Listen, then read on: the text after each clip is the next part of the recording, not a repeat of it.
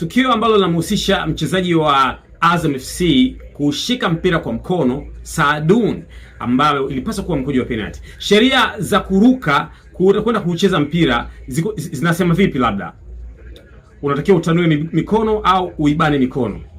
Ninavyojua mimi, unapaswa kuibana mikono. Ukitanua maana umeongeza ukubwa wa mwili wako kuweza kuzuia mpira. Saaduni anaruka ametanua mikono, mpira umekuja kumpiga kwenye mkono.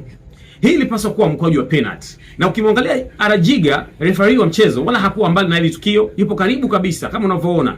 Arajiga anaonekana kabisa yupo karibu na ile tukio, lakini ameshindwa kung'amua, ameshindwa kutafsiri hizo sheria.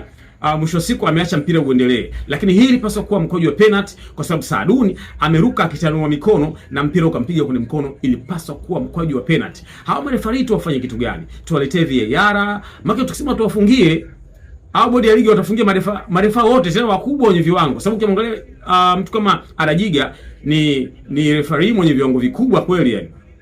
Arajiga yuko karibu kabisa na litukio.